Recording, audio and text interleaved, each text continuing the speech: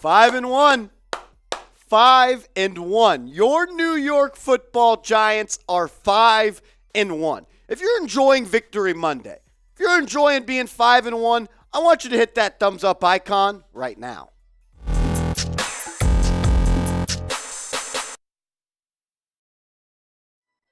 What's going on, Giants fans? You're watching New York Giants Now by Chat Sports. I'm your host, Marshall Green. In today's show, we're going to break down everything following yesterday's win against the Baltimore Ravens. We'll talk Daniel Jones, Saquon Barkley, Wan'Dale Robinson, Daniel Bellinger, Kayvon Thibodeaux, Wink Martindale, Brian Daboll, everything that happened in yesterday's game. We're going to break it down on this show. Plus, the NFL is still asleep. They're still calling the Giants the worst 5-1 team of all time, and we are underdogs in Vegas this week against the Jacksonville Jaguars. But first, I want to give a shout out to today's sponsor, Mint Mobile, a cell phone provider that's hooking you guys up with unlimited talk and unlimited text for as low as $15 per month. Get started today. Go to mintmobile.com/chatsports. We're going to break it all down on today's show, but we got to start with the leader. We got to start with QB1. Daniel Jones, Big 8 DJ,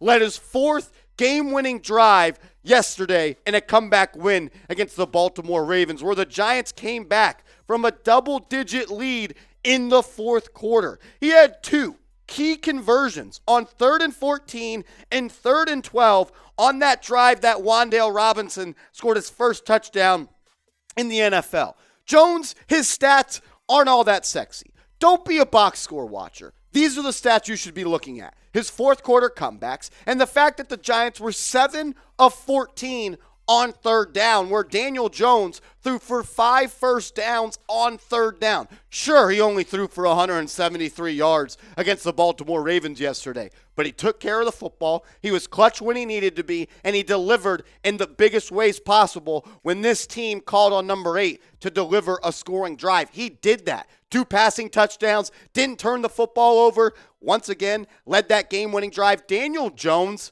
you have to be impressed, proud, and just happy that he is the quarterback of the New York Football Giants. This is a guy that going into the season, myself included, I don't even know if I'm there yet. A lot of people were saying this is going to be his last season with the Giants. He's a dead man waiting. He's not going to get that contract extension. But if you told me after 6 games the Giants would be 5-1 and Daniel Jones would be the leader of that, battling through injuries, being clutch, being productive on third down, doing it with his legs, doing it with his arms, I'd say, you know what? Maybe I'd reconsider. He's been good through the season. The stats aren't awesome, but don't be a box score watcher. Trust your eyes. Daniel Jones has been good. 5 passing touchdowns, has those 2 interceptions. One wasn't his fault against the Cowboys on that game-winning drive when David Sills fell down. But it's a fact that he's limiting the turnovers and he's being efficient. 67% completion percentage. Daniel Jones has been everything that me, you, John Mara, Brian Daboll, Mike Kafka. If you love the Giants, Daniel Jones has answered every question this year. He's been everything you could have wanted and more. From DJ, he's been clutch, he's been tough, he's battled, he's done everything he can, including putting his body on the line for week in and week out to get the Giants a W on Sundays. I'm so proud of Daniel Jones. Yesterday, he stood up, was clutch again. He's been clutch all year long. There's some haters. You guys used to think I'm a hater. I'm just a truther, as one man once said. But I want everyone to stand up and show some love to Daniel Jones right now. Type number 8, his jersey number, in the comment section right now. I want to see thousands of 8s in the comment section because that's your QB, and he's a damn good one. Let's show him some love. Let's have his back.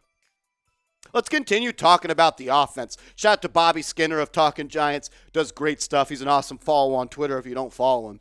This tweet was amazing. He said, the Giants are second in the NFL in second half points at 14.5 points in the second half per game. They would be ranked first in the NFL if Saquon decided to score at the end of yesterday's game where he slid, so the Giants could knee it out and put the game on ice. And he says, credit to Brian Daboll and Mike Kafka for their adjustments and Daniel Jones and the rest of the offense for executing. This offense, it is just a credit to Brian Daboll. It's a credit to Mike Kafka. It's a credit to the players. These guys are battle-tested, and they're being coached and put in positions to be successful. That's the most important part of coaching. Daboll, Kafka, OG, Bobby Johnson, the offensive line coach. Hats off to you guys. You guys are the coaching staff of the year. If that's not an award, I don't care. I'm giving it out on today's show. The Giants have the best coaching staff in the NFL. Quite a turnaround from what we saw from Joe Judge and Jason Garrett for the past couple of years. Subscribe to New York Giants Now by Chat Sports. Sub for Giants Dubs. If you want to beat the Jacksonville Jaguars this Sunday, go down right now and hit that sub button and help us get to 16,000 subs on the channel. We're 55 subs away. I want to get there on today's video. Hit that big red button, and if you're already subscribed, I want you to type real one in the comment section right now. Let's talk about Saquon Barkley.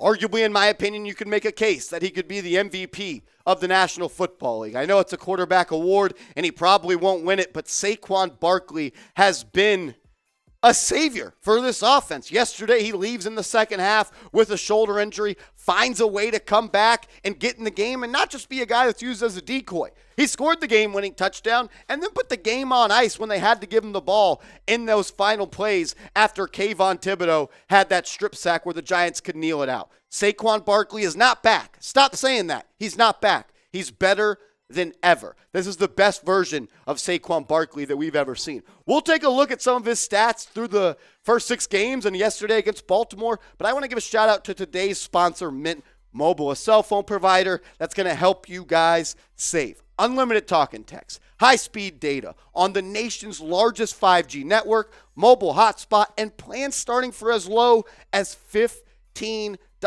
per month. Get started today. Go to mintmobile.com/chatsports. My favorite part about Mint Mobile is when you switch over, which is super easy, you could do it from the comfort of your home. You get to keep your same phone and you get to keep your same phone number. Take advantage of the deal. It won't last forever. Unlimited talk and text.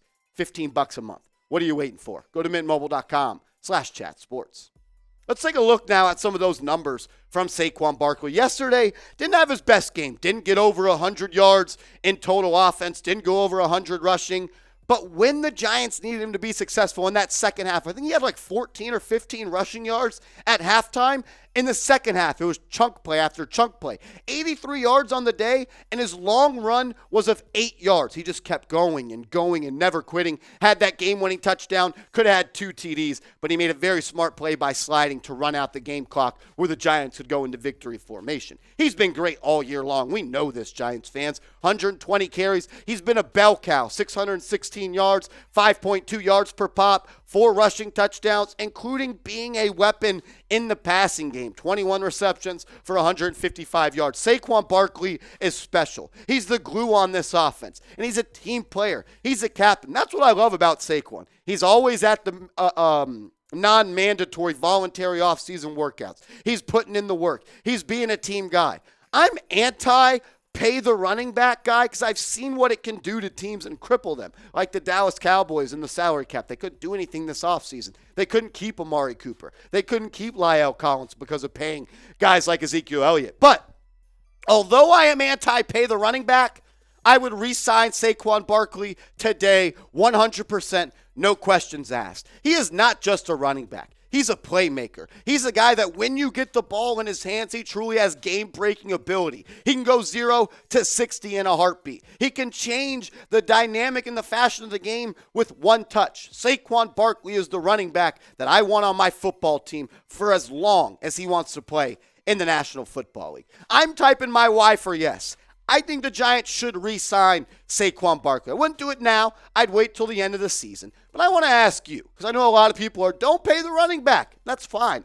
I feel those same reasons and issues and causes for concern. But Saquon Barkley is different. Let me know what you think. Should the Giants re-sign Saquon? Y for yes, N for no. I want to give a shout out to the offensive line because, look, this offensive line stepped up big time yesterday. Andrew Thomas continues to be, if not the best, one of the best offensive linemen in the National Football League. When you look at the PFF stats, Evan Neal had his best game in the NFL. Listen to this stat. Daniel Jones was pressured on a season-low 12.5% of his throws yesterday. The average in weeks 1 through 3, the pressure rate was 41.7.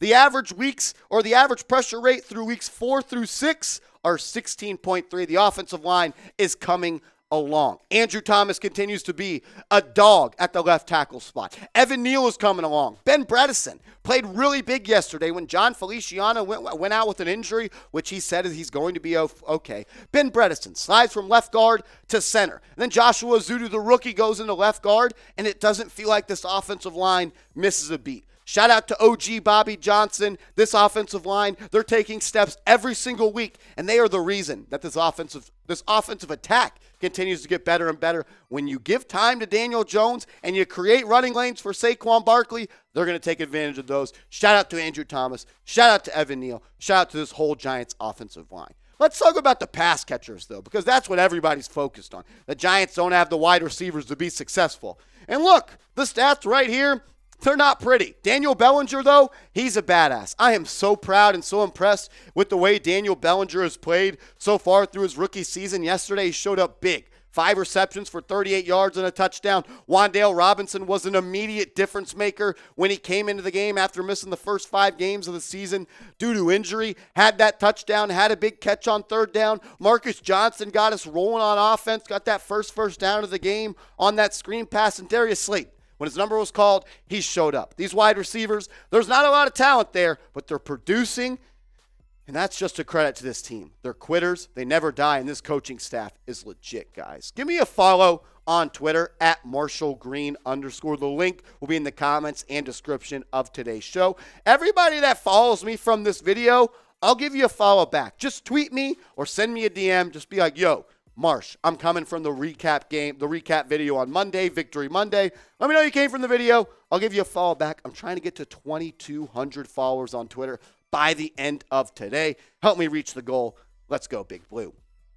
Let's talk about the defense now. Enough about the offense. This defense is special. Shout out to Wink Martindale. What this team is able to do defensively by taking away the other team's best weapon. It was Aaron Rodgers. It was Aaron Jones. It was A.J. Dillon last week. This week, it was Lamar Jackson. I know Kenyon Drake ran kind of loose on us, but when it came down to it in the fourth quarter, the Giants' defense made big stop after big stop. The guy that made the biggest play of the game, though, Kayvon Thibodeaux, showed up and showed out.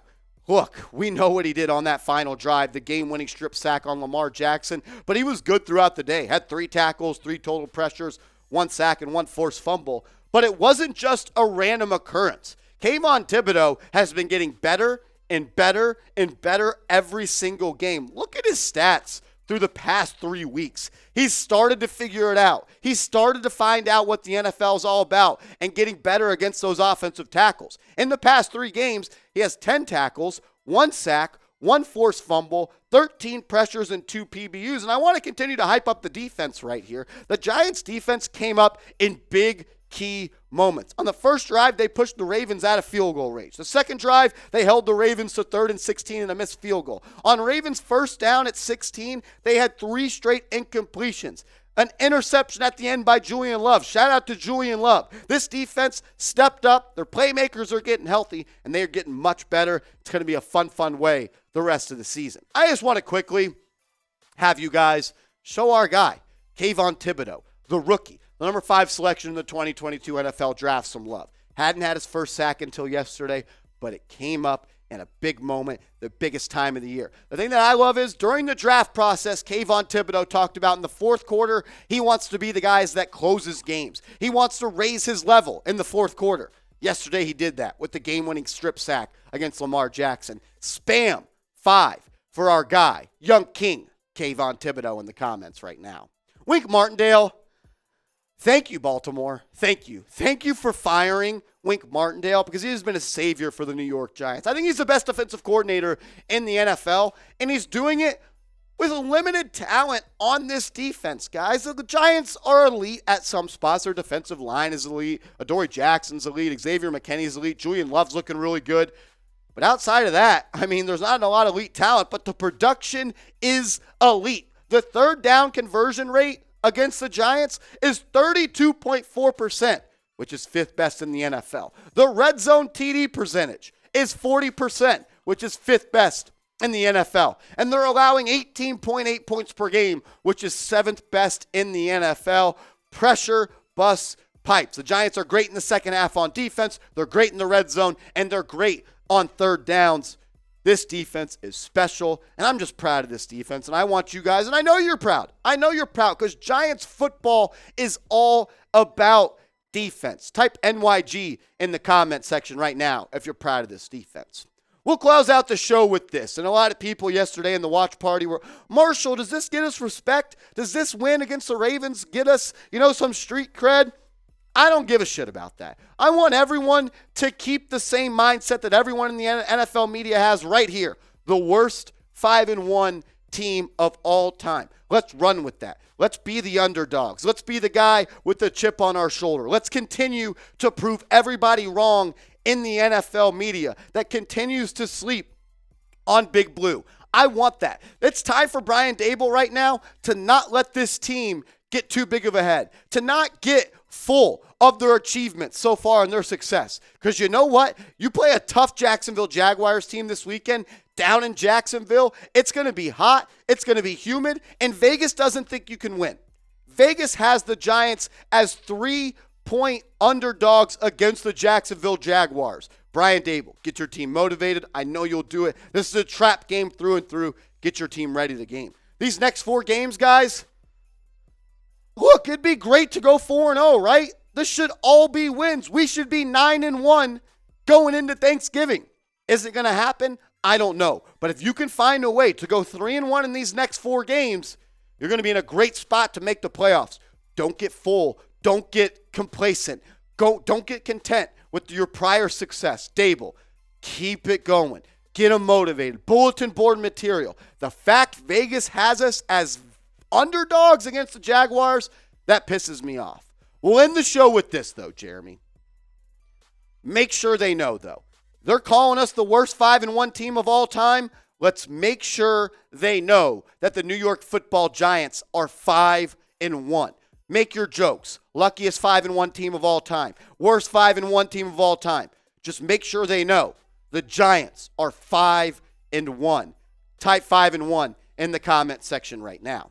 And I just want to say thank you to all the real ones. Yesterday's watch party was awesome. We set a super chat record. It was a record-setting show. We're continue to break records on this show, and it's because of you guys. Thank you, thank you, thank you. I owe you guys everything. You let me do what I want to do. Look, I grew up wanting to talk about the Giants for a job. You guys let me do it. So if you made it this far in the video, as my producer is making fun of me right now, I want you to type real one in the comment section. Jeremy, how long is this video? 18 minutes. It's a long video. Had a lot to say. If you made it this far, type real one in the comments right now.